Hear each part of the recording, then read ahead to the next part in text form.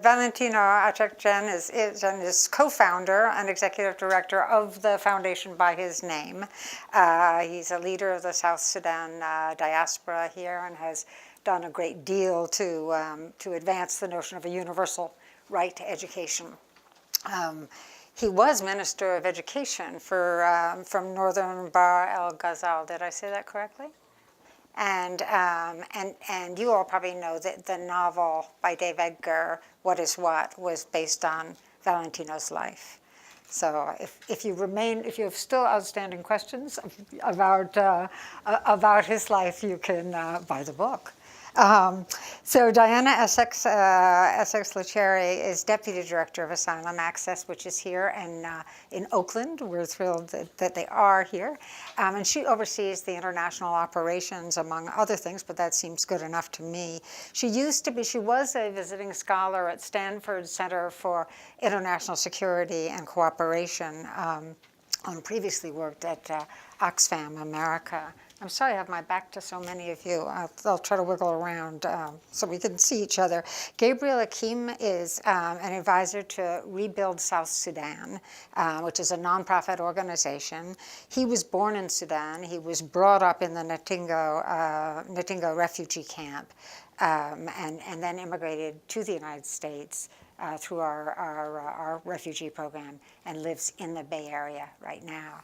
Now, the interesting thing is Valentino and Gabriel just met each other tonight as we walked in. So they'll have catching up to do. So please join me in welcoming them.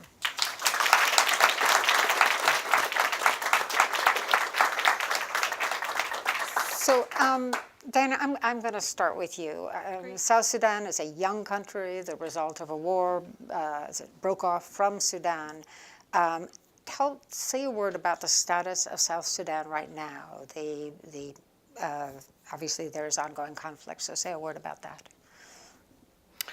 Well, thank you. Let me start by saying thank you for having me, and thank you for calling attention to this really important topic. And I'm really looking forward to hearing from both Valentino and Gabriel tonight. As a starting point, I wonder if I could say something about what is the status of the refugee situation in the world today. Okay. And in the world today, there are 21 million refugees. And less than 1% of those refugees annually are going to access the kind of program that will bring them to the United States or to Australia or to New Zealand. And that means that for the most part, refugees will remain in countries that neighbor their own. And what makes that reality particularly challenging is a couple of things. First is the reality is that for the most part, refugees do not have access to important basic human rights, like the right to work, like the right to move freely, like access to justice. And the second thing that makes this particularly challenging is the amount of time that people spend in situations of exile. On average, refugees are spending 20 years living in exile, and that number is growing. So when we think about what's happening in South Sudan, I think about what's happening to the refugees who are crossing borders. Mm-hmm. And the numbers are quite large, and they're winding up in situations where we have to ask, what is the refugee policy? And is it supporting them in being able to rebuild their lives? Now, is it about 1.6 million from South Sudan? Am I right about that? That's what are right. the figures? Okay. That's 1.6 million. And then there's displaced within. Within, yeah. Which is even a greater number than that. Yeah. And I wanted to call attention to Uganda, which in the past couple of years has received about 800,000 refugees, on top of about 400,000 that were already there. Mm-hmm.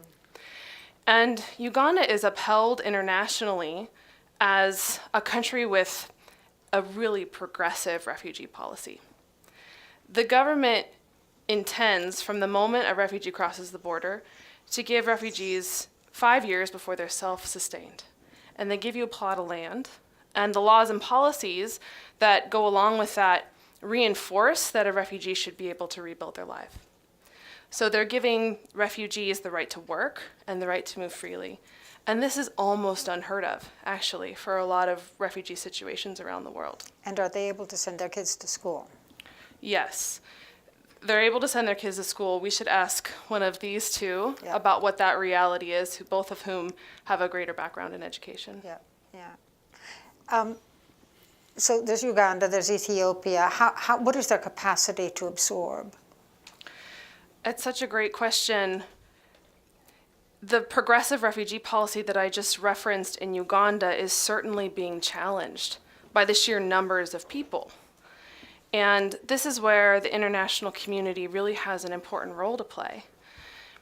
This progressive refugee policy can do a lot to help people rebuild their lives. And in fact, if you look at the case of Uganda, you have more people in jobs in comparison to most other refugee situations around the world. And they're hiring Ugandans. Mm-hmm. And what we're hearing from Uganda is, this is so good for our country too. This is improving our economy. But when you have such a profound refugee crisis like what we're seeing out of Uganda, which is now the third greatest refugee crisis in the world and the single largest refugee crisis in Africa, then you're going to start to see cracks in that policy. Right. Mm-hmm. And some of those cracks are that you're seeing some isolated instances of violence, and also maybe things like local governments along the border pushing back against receiving large numbers of refugees. But to Uganda's credit, they have not changed their policy. And the international community should recognize that and ask how they can support. Mm-hmm. Mm-hmm. And they can support in a few different ways. Uganda has made public its budget. They've made public its budget for how much money it takes in order to continue to give people access to the kinds of freedoms that they need to rebuild their lives. And to date, that budget is 15% funded.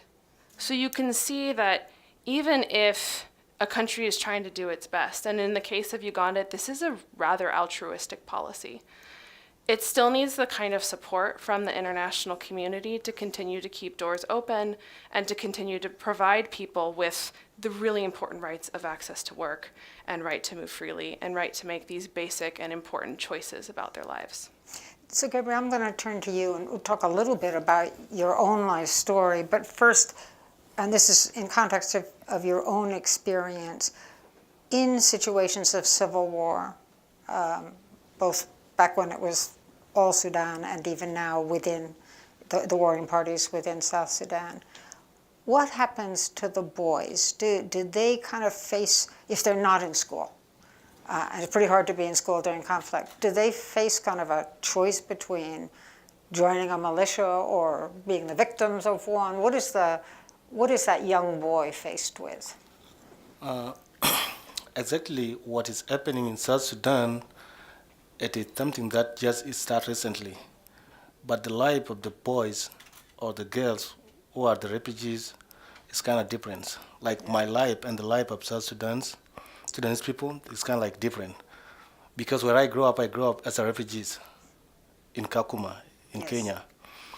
So when I came to United States in 2006, July, then I considered South Sudan to be my country. But when I feel like refugees. So when I came over here, I talk about the refugees, the people who are in the camp. So I've been back to South Sudan many times. The life of the refugees, when they go, number one is to find the safe place where they can stay. Number two is to find food to eat. If they cannot find those things, that's whereby some people choose to go to war. Mm-hmm. But if they find something that they can survive, there's nobody like war. Nobody went to die. So I've been back to Kenya and Uganda, and I saw, there's a lot of boys in the refugee camps. And I've been talking to some people. And when I came to the United States, I told them, I'm not going to go to America and then do what other people do. Some people, they came and they don't want to go back.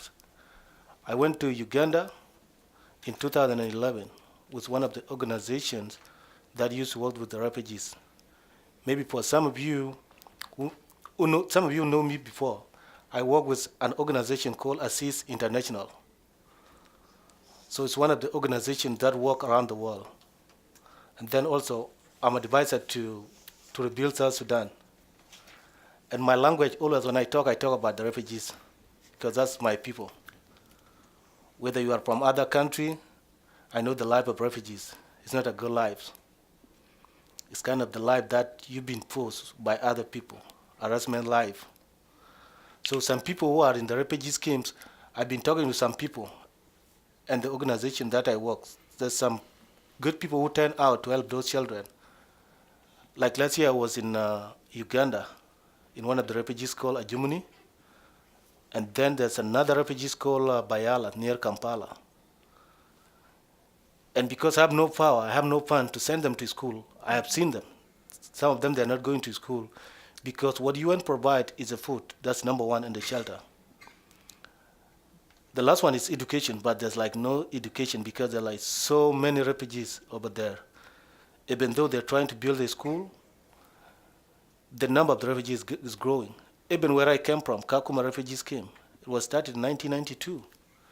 But you can find some people, they're still there. They have nowhere to go.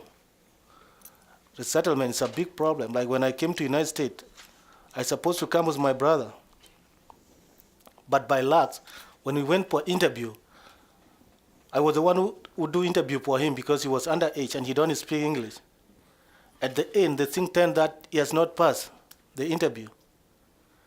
Even though he didn't say anything, he was just there. He don't speak English. We have the same the same mom, the same father, the same life background. I explained everything. It didn't work out. So where is he now? Now he's back to South Sudan.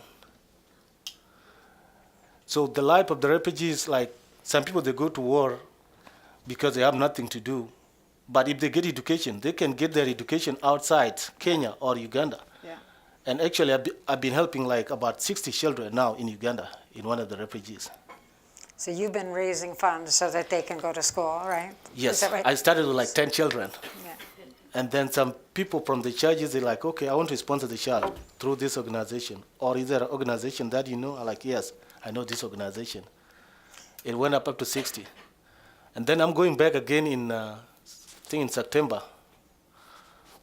Or I may go in December because I have school now. I go to San Jose State.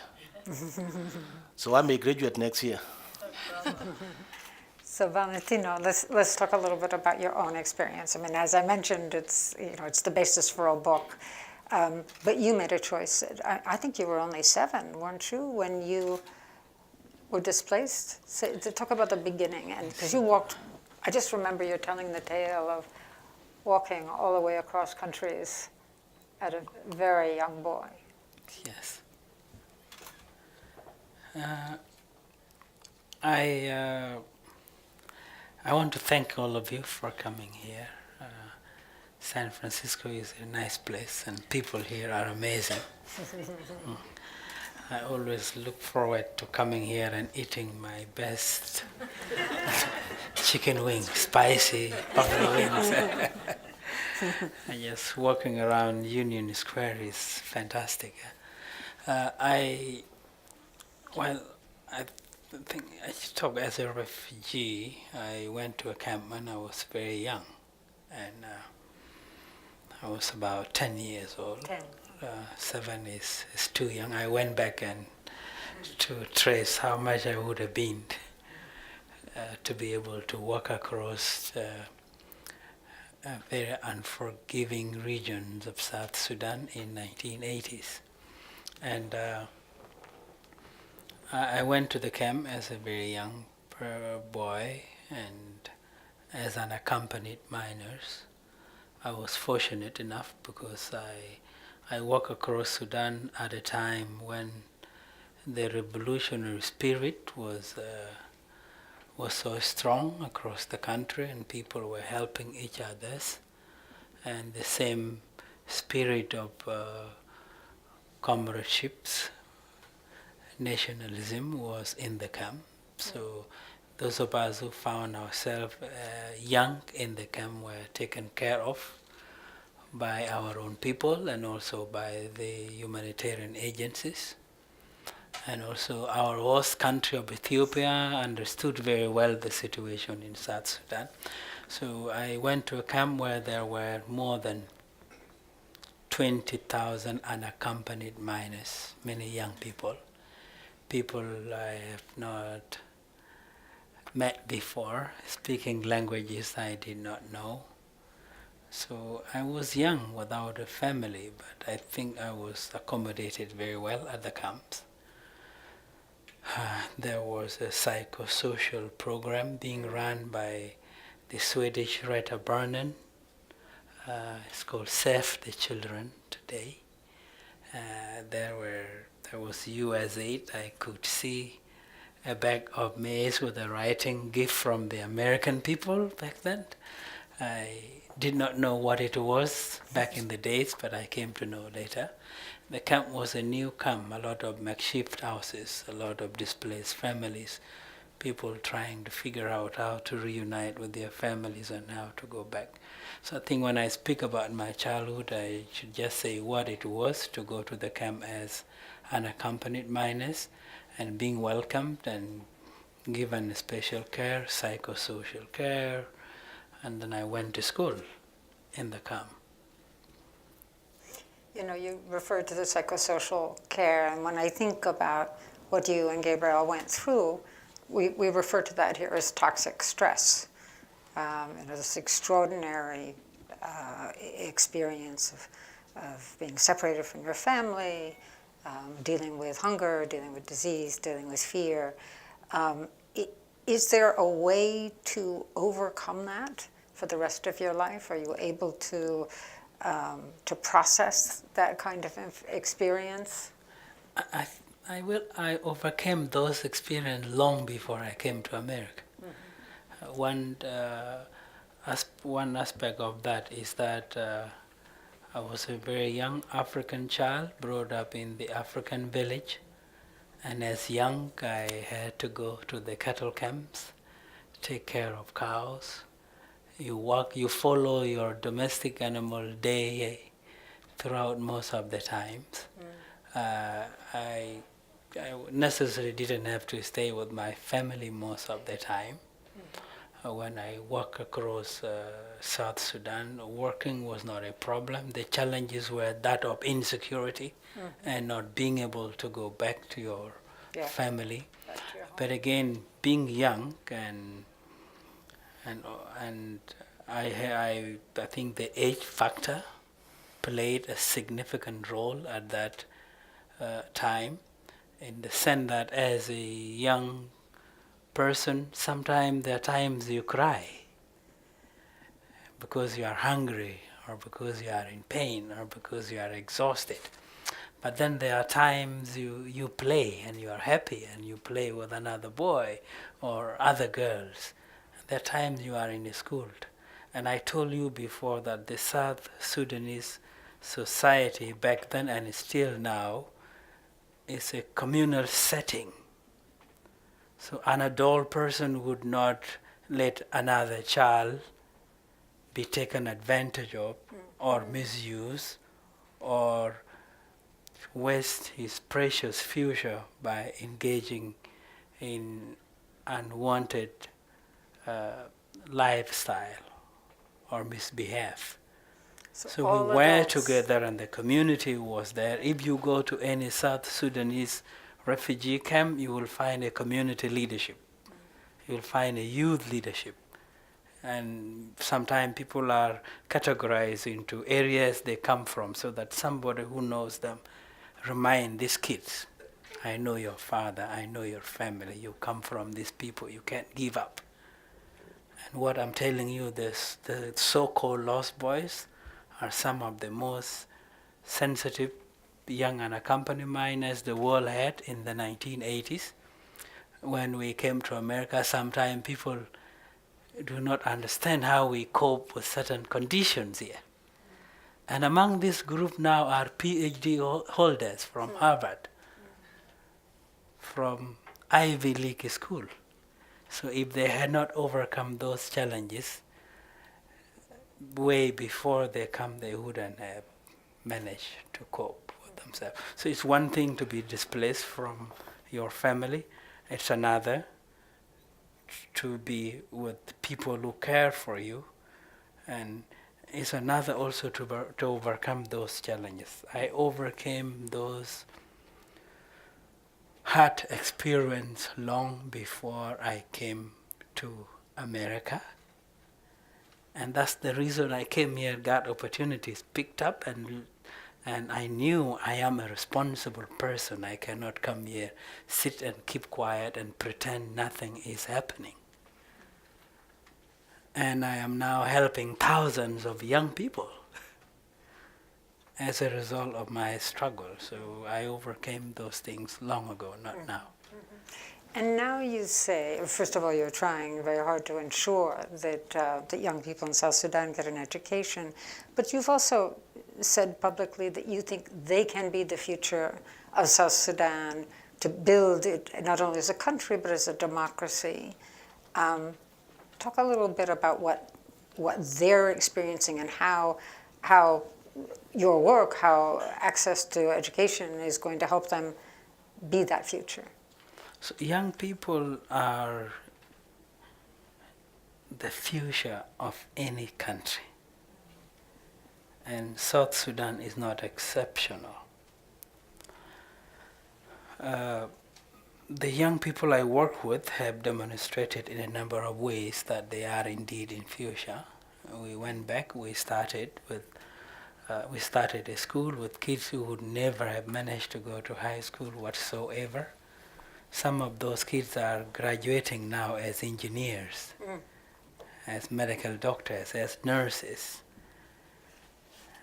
And they're doing fantastic jobs.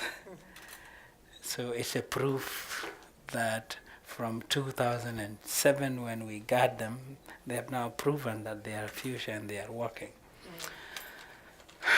The South Sudanese young people who came to America by 2001 have gone to school, have worked here, are married, like Amy is saying, he's raising kids. Gabriel has a 2-year-old and a 1-year-old. So. They are in the government back in South Sudan. In fact, the national dialogue is being headed by members of the Lost Boys who came here and went to school, and they're going back and they're helping their people. So they are leaders in their own way. So for me, young people in every given situation are the future, they are guarantee for the future, and investing in them is investing in a society. So Diana, the basis for our democracy is pluralism, right? The ability of different cultures to live side by side in a larger shared society. To what extent is the educational experience in a place like South Sudan, the place where you do rub shoulders with other ethnic groups, speaking other local languages? In other words, is school a platform for establishing a relationship with the other and preparing for a life of a pluralistic society? I think we should punt this question to one of these two who understands South Sudan very well. But I could speak to your question in terms of refugee situations, those from South Sudan. And I think that it's really important for us to recognize that the kind of opportunities that those who access the resettlement program, who can get to the United States or to the UK or to Canada and get access to higher education and go on to lead very fulfilling lives, is not the norm. And that education within refugee situations in the global South does offer this opportunity for us to, for children to get to know those of their host communities, and is an opportunity to start to overcome discrimination and xenophobia. Yep.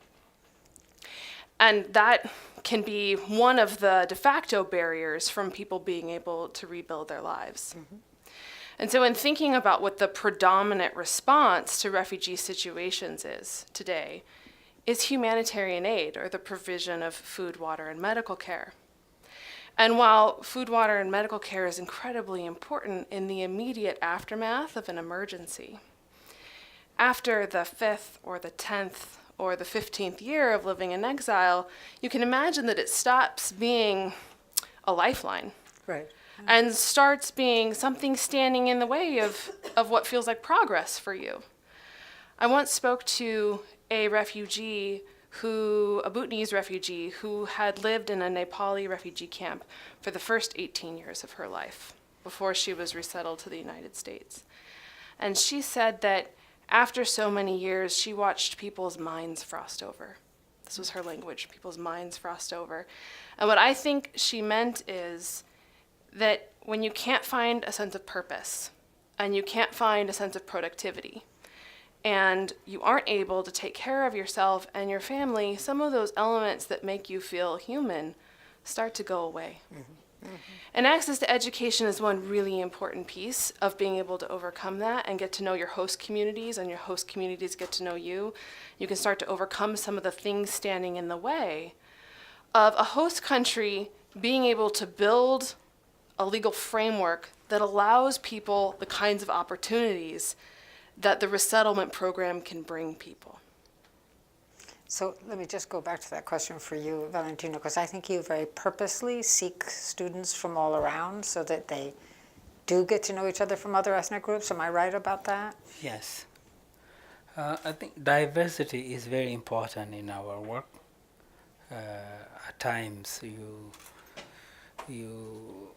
realize that some people have opportunities, educational opportunities, even in the refugee camp setup, and others do not have those opportunities. I spent time in Kakuma refugee camp working with young people, and Kakuma refugee camp had refugees from 8 different countries, different ethnicities, and even I visited the camp 2 months ago, and there are 21 different ethnicities in Kakuma, from different part of Africa and Yemeni, and it is interesting when you see even Christian refugee student going to the same school with the Muslim refugee student.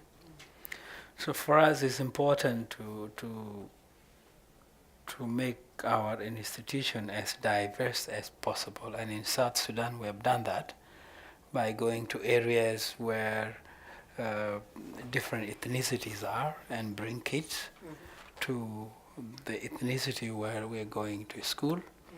And that kind of a mixture had worked out very well, in the kind that you see kids get to know each other as they live together, they play sport together, they take care of each other's. Although sometimes that thing is overclouded by some policies that we're not in control of, or by economic crisis that hinder our ability to reach out to areas we want to go to. So we do that, but I learned that when I was in the camp. I was a South Sudanese, and then I met with different South Sudanese, and I became a head of an institution in the camp where I had to work with the Somalis, with the Eritrean, with Ethiopian, with Kenyan, with people from Rwanda, and elsewhere where refugees come from. So diversity is important in our work in South Sudan, as well as in the refugee camps where I had lived. And Gabriel, as you think about the future, here you've been raising funds so kids can go to school. Is that what you'll continue to do, or how do you? Actually, that's what I'm working at, because, as I said, the life of refugees is the life that I had before, and I have like an experience of that. So for me, what I saw in South Sudan, yes, the problem sometimes when you look at people, majority of people are not educated. If you look at the population and the kind of education that they have, it's a big issue. And you know, like, the more educated, if you become educated, then the more the problem goes down. For example, you cannot find like some people who are PhD holders fighting on the street. Yeah. No. When I go back to the refugees camp and I know the situation that I faced before, because I was a refugee, I know it's very terrible. And even in Kakuma, some that I left before in 2006, they're still over there. And why? The reason they don't want to go back to South Sudan, because South Sudan is not safe right now in some places, and especially in our home area or our region, the Upper Nile regions, where I came from. That's a big issue. And the only way that can change South Sudan is education. For example, the state that I came from Jonglei State, where there are like tribal wars between Murle and Dinka Bor, where some people, especially like Murle people, they just take they kidnap the children from other tribe and they adopt them as their own children. It didn't make no sense. And because they have no education background, they have no schools, even though they are being told to go to school, they cannot. So to me, I just decided to work with anybody who is in the refugees camps, because I'm not a part of the government. I like some people, events. When I went to school, I was gonna do engineering, and I say if I get my degree in engineering, where am I gonna practice it? I changed my mind. I say, okay, let me go to justice and human rights. So I took justice as a major, and then I'm taking human rights as a minor. Yes. This is right now. Right now. Yeah. And then I'm hoping to graduate next year, and I start doing practice on my field. Last year I was in the refugee scheme, working with the refugees.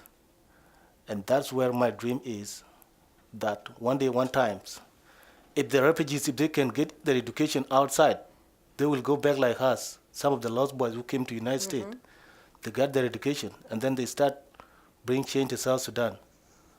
The change begins slowly. Not the people who are inside who can bring change, no. You can get example from others. Like the example that we get from United States. When we came to United States, we found a different people living together peacefully.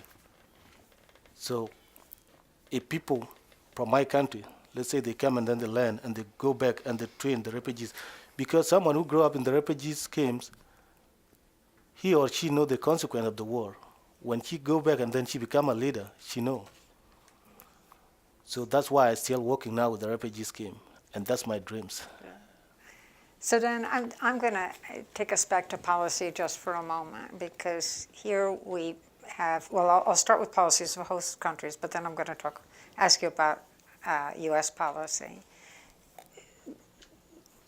In a lot of refugee situations, the reason they can't go to school is that the school system simply can't absorb them. Or the reason they can't get a job is the sense that they would be taking jobs away from the workers of that host country.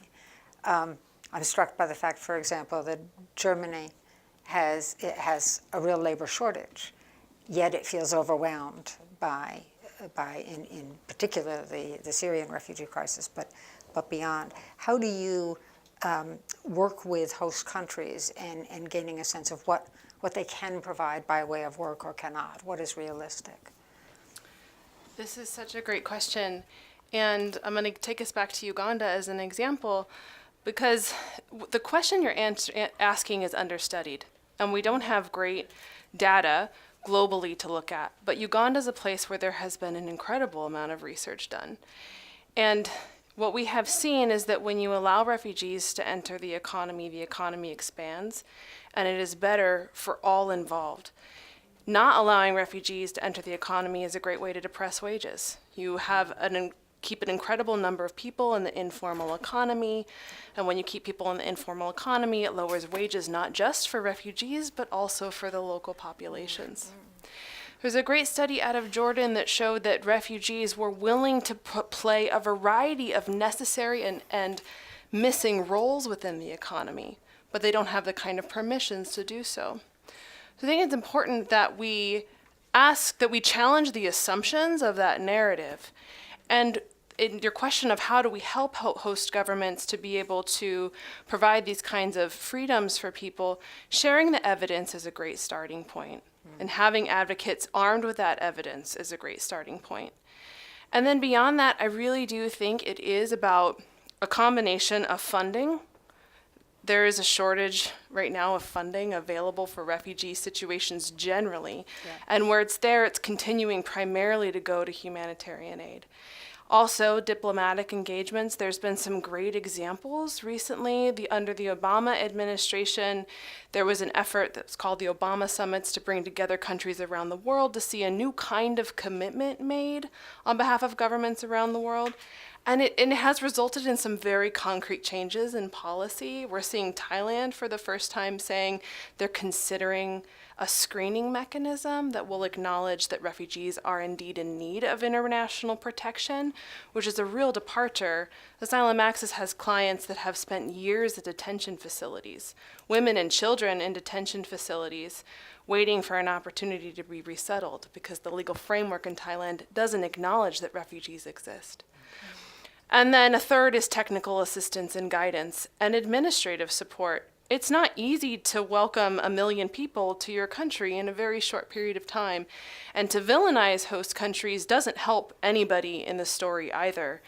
I think in most instances, there are genuine concerns mixed in with myths and assumptions. Right.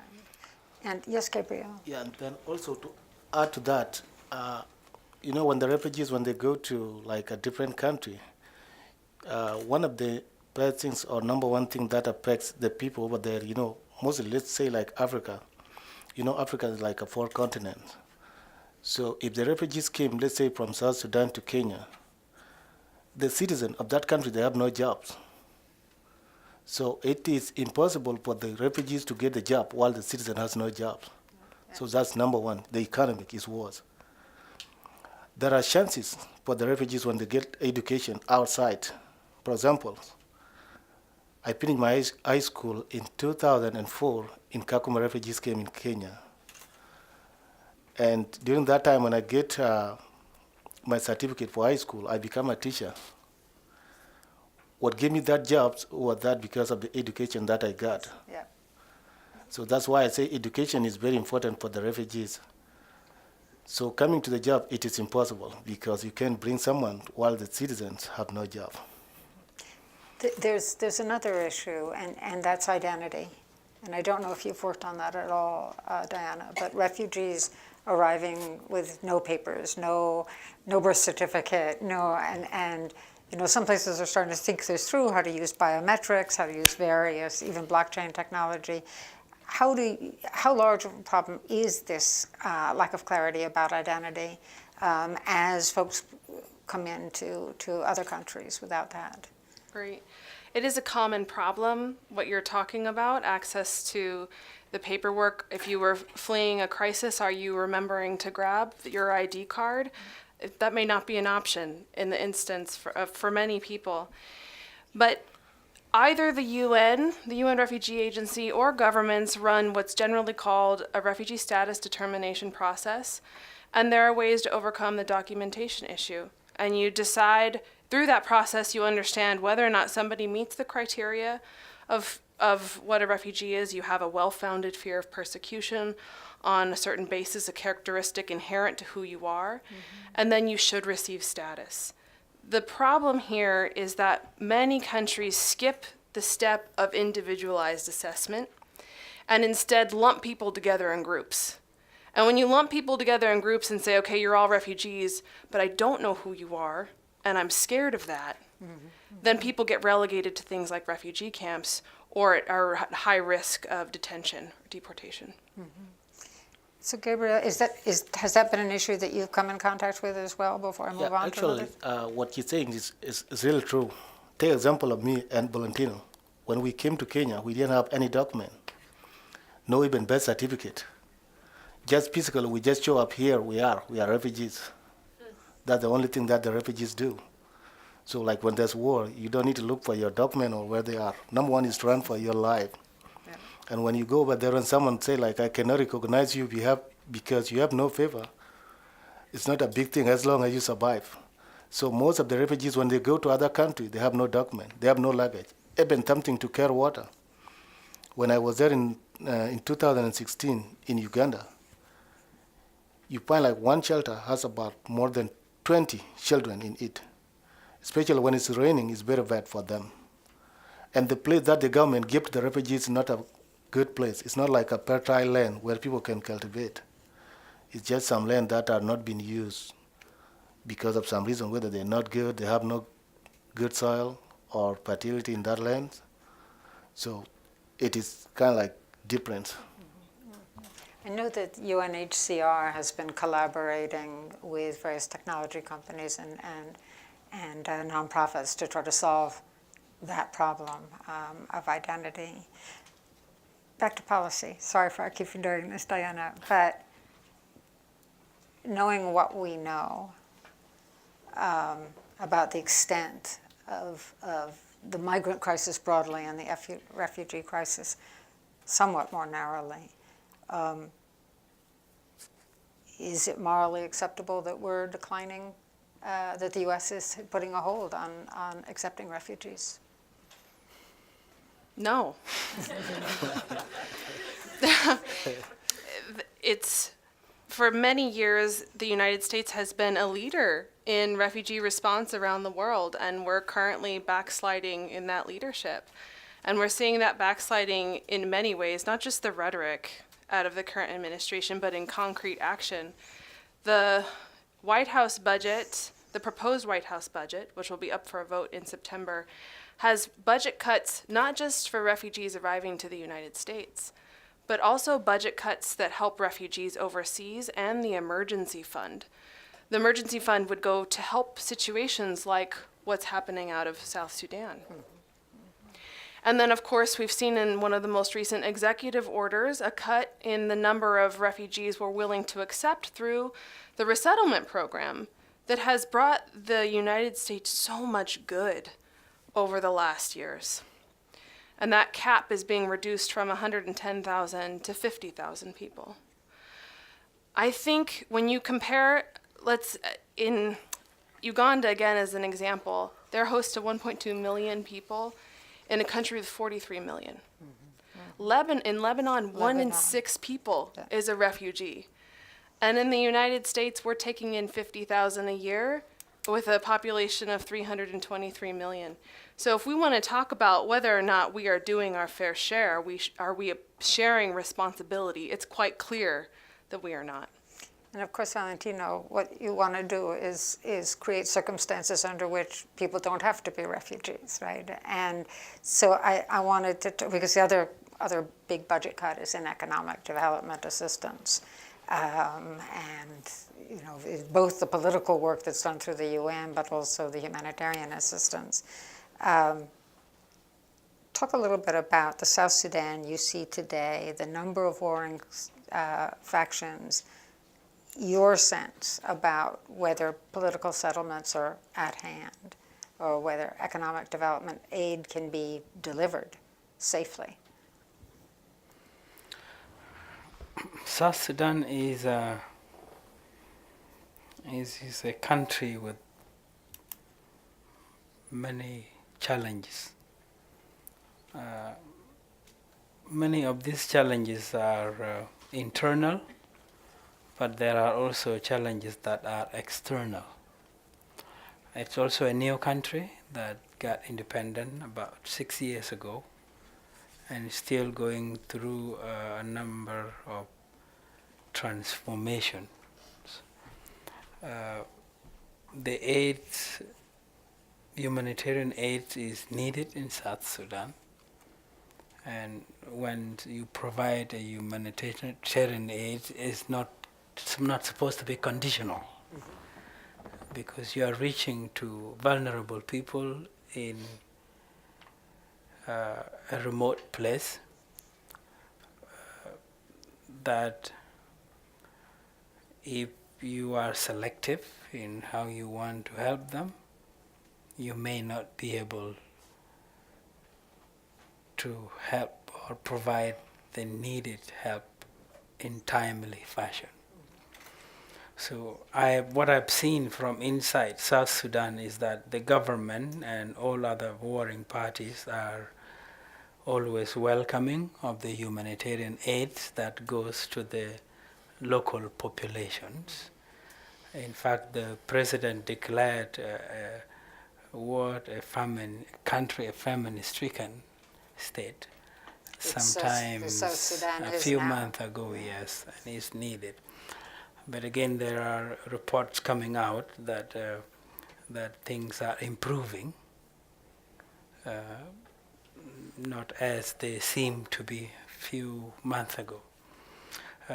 Yes, there are challenges that the humanitarian aids and people providing aids face, particularly in areas that are that have fresh conflicts going on. And you're not going to say it's the government or the rebel or the UN agencies making it difficult to reach there. It's just the war and security circumstances. So, and also what I have observed throughout the latest state of conflict in South Sudan is that there have been a robust humanitarian response. In fact, at time, if you arrive at Juba airport, you would see it like as if it is a big economical hubs. You see aircraft I've never seen in South Sudan delivering food. You see kind of medical support, Medicine Sans Frontiers, whatever, all CCM flying plane to risky areas and flying doctors, and there's a lot of response. So, and there are also challenges that the government faces with humanitarian support, and challenges that humanitarian agency faces because of the government restrictions here and there, and challenges that the aid agencies face because if they go to areas where there are clashes, then either the rebel or the government army will have problem with them. So there are all those kind of challenges. But I see a South Sudan that is improving. I see a South Sudan that has a lot of challenges. I see a South Sudan that needed positive support from the international community and from regional countries. I see a country that have the opportunity to recoup and picked up and stabilizes. So I'm very hopeful about South Sudan's future. That seemed like a mistake to a lot of people I meet, and has been my hope even when I came to America many years ago. Yeah, it's just a country with challenges. The leadership needed a lot of understanding. The people need a lot of understanding for them to be able to do right. Now, back then, what we used to worry about was Bashir, the president of Sudan. I think because humanitarian assistance goes through the government. I think humanitarian agencies were worried about things going through President al-Bashir. Yes. Is there a similar reluctance now with South Sudan, or is mostly the issue just the physical question of the delivery of the food and medicines? Well, we're still worried about al-Bashir today. He's still Umar al-Bashir. But when I looked at South Sudan, I see a situation where there is misunderstanding between South Sudanese authorities, the government, and the humanitarian aid agencies, and sometimes Western powers. You know, perception is a big disease. The way we perceive each other's can let us reject each other's without a reason, or accept each other's without knowing ourselves properly. I have been in South Sudan even throughout this conflict, and I have not seen local authorities rejecting aid support. I have not seen that. In fact, they always call out for international interventions in cases of hunger, in case of diseases, and even in cases of governance. You go to all the ministries and you find some body attached there from the UN or from a friendly country trying to help build the capacity, trying to identify loophole and help them. In fact, if you go to the government, you'll find very well documents and policies planned, but to implement them is where there's a misunderstanding, and that's where there's challenge. So South Sudan needs people, the leadership needs humanitarian aids, but there are misunderstandings somewhere that need to be ironed out. And what role do you feel you're playing in ironing out misunderstandings? You're able to tell the story of South Sudan here. You're able to tell the story of what youth can be there.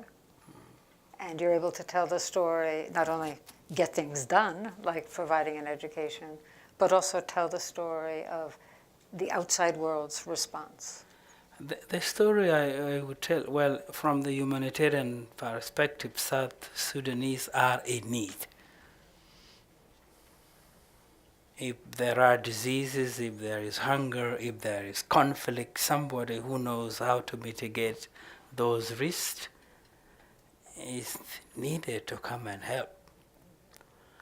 If there are problems with governance, someone who can help in that area could come in and help.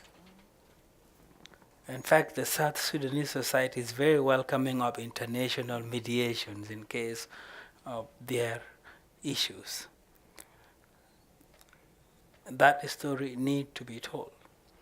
Another story I can say is that the problem of South Sudan is a power struggle between those who want power and those who have it. And if you don't understand it, you will come in the middle and you will be implicated and you will go around talking. But you will never get the truth. Because there are people fighting up there for power and they're going outside to blackmail each other and you get in. But then my case is where the civilians are. We need stability.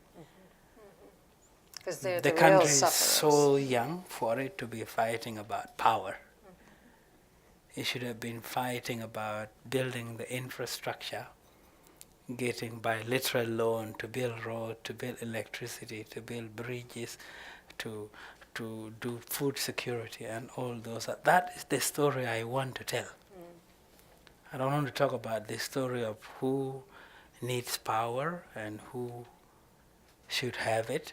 I want to tell the story of the people who have suffered so much for many decades, who should be stable. Almost all the question cards I've received have essentially the same question, and that is, what can we do? So I mean, that's the best way to sum up about 15 of these cards. And so I'm going to end with you. I'm going to start with you, Gabriel.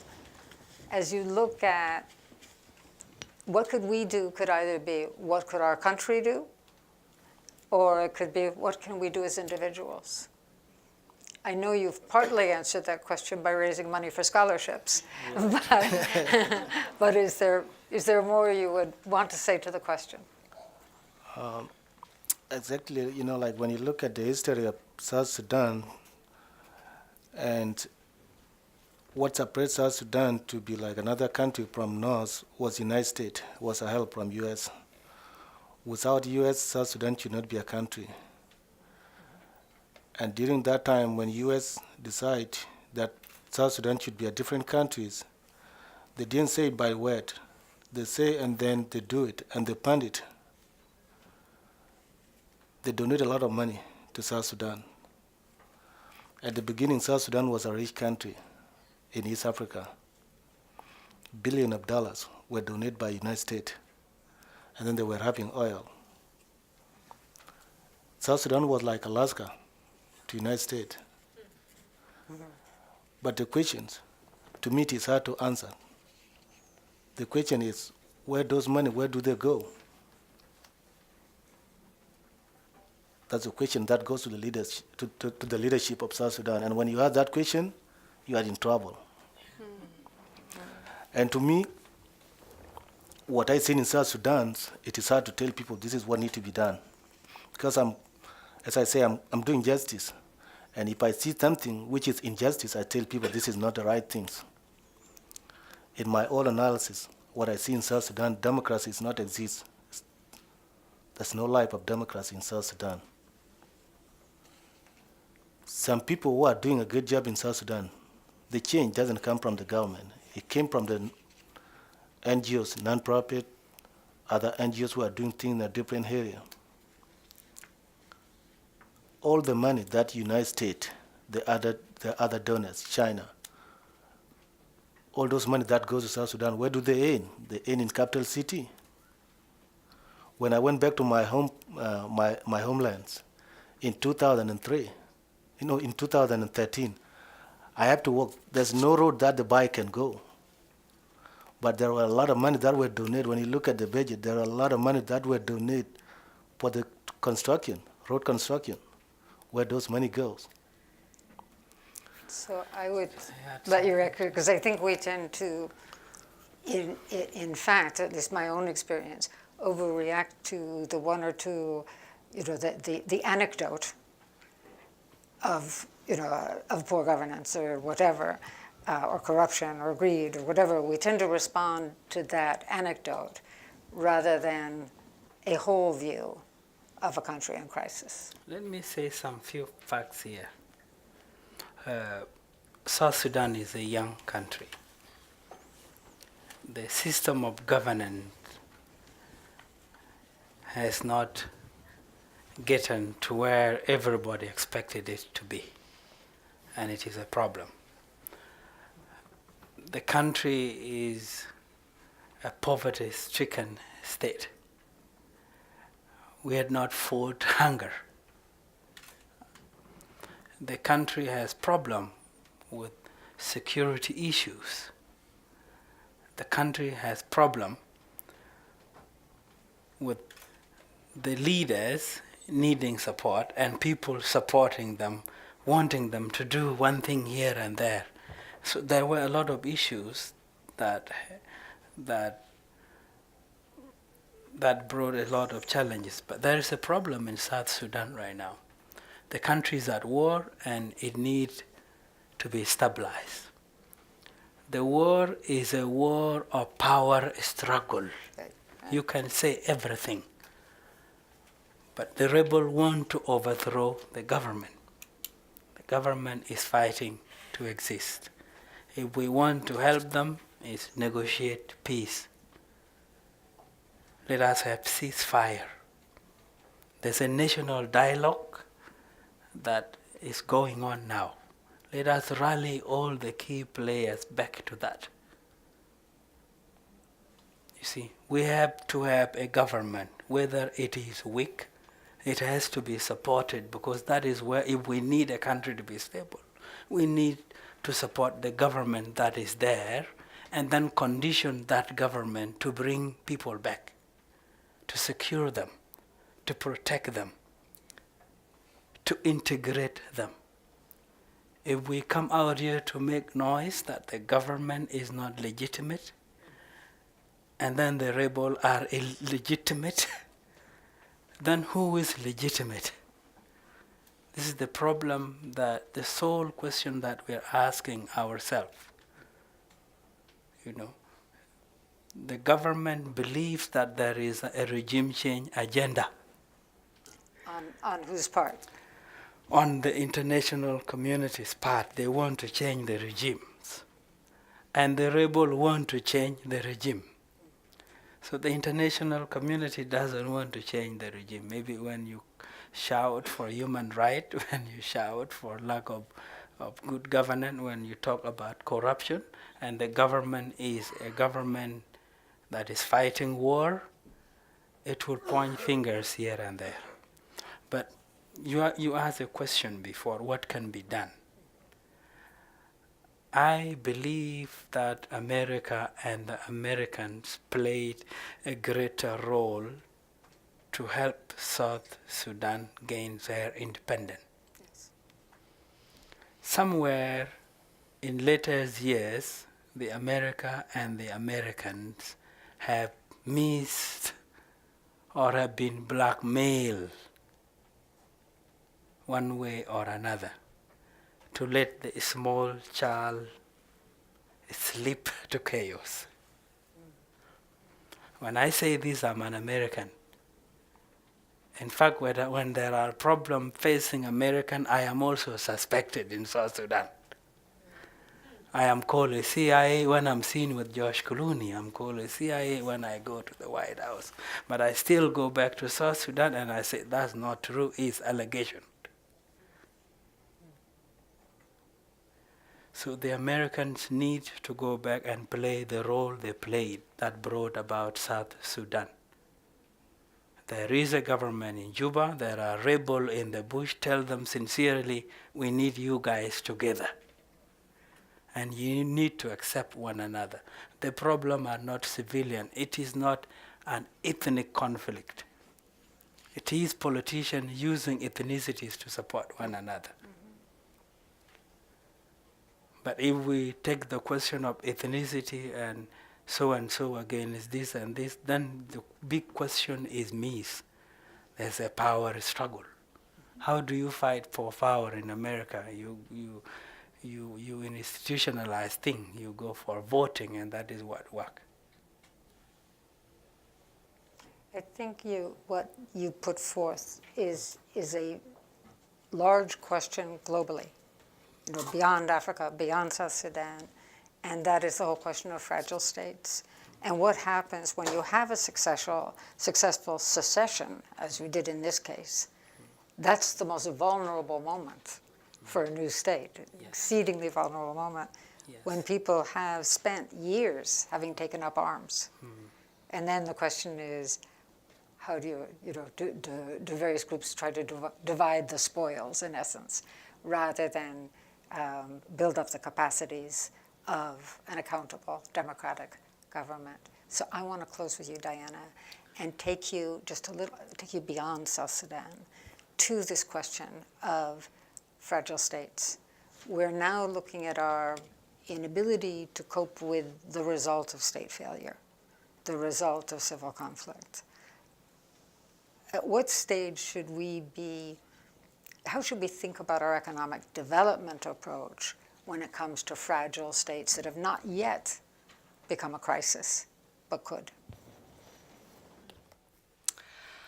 I think, for me, the most important thing to talk about here is we know that it takes time to build states effectively, and that in the meantime, many people are being hurt. And when they cross borders, they need help. And so thinking about what it is that we can do in this environment, I love this question. And as a starting point, we've already talked about some of the things that the international community really needs to do. And they need to ask themselves how they better support the kinds of initiatives that help build national governance frameworks in a way that leaves people with opportunities to rebuild their lives, knowing that less than 1% is going to get to a place like the United States. And the UN Refugee Agency, the UNHCR, really needs to think about how it adds to its current programming, how it adds to the humanitarian approach and embraces the kinds of programs that reveal long-term rights and access to formal education, national education systems, national work permits, and freedom of movement and access to formal justice systems in the event that you're detained or deported. And I could not overstate how important it is that we as the American public do get involved. And we've talked a bit about what's happening with our current administration. Now is the time to let your congresspeople know that you care about what's happening here in the United States. Let them know that you're uncomfortable with the budget cuts that help people as they arrive to the United States. You don't like the budget cuts that support people overseas. You're unhappy with the cap reduction from 110,000 to 50,000. And I think last, it's important that we commit to talking about this more, and not just about what's on the front page of the newspaper. And what's happening in Syria does need our attention. And Turkey and Jordan and Lebanon, they need international support, and they need to build the kinds of frameworks that give people long-term solutions, because we know history has shown us they're not going home anytime soon. But we should also talk about what's on the back page of the newspaper. The refugee crisis in South Sudan needs our attention. And then there are an incredible number of totally forgotten refugee situations where grandbabies are being born in environments where they still don't have their rights. We're talking about the Rwandans in Tanzania, the Angolans in Zambia, the Afghans in Pakistan, the Colombians in Ecuador, the Burmese in Thailand and Malaysia. And these populations deserve our attention as well. So to the extent that you can walk away from this and think, I'm going to find the one piece of this that appeals to me, that's interesting, the one situation, the one community program, and make that your focal point, I think it's easier to understand, okay, how do I contribute?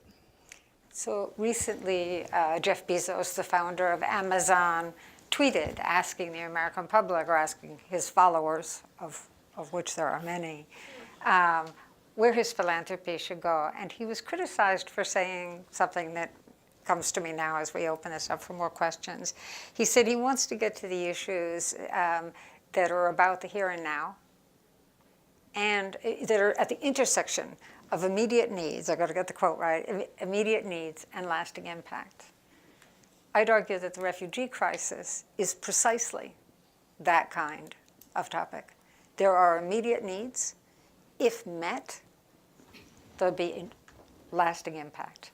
There'll be kids who grow up to be adults without toxic stress, educated, able to lead, able to participate in good and responsive governance. So Jeff Bezos isn't here to say this, but that is the kind of issue. If somebody says to you, well, gee, he's copping out. No. Almost all big problems are about immediate need and lasting impact. So thank you. I'm going to first ask you to just join me in thanking Valentino Achak Deng, Diana Essex-Lettieri, and Gabriel, it's Akim. Is I'm saying that correctly, Gabriel? Akim. Akim. Yeah, I mean doctor. It does, it means doctor. So please join me in thanking them.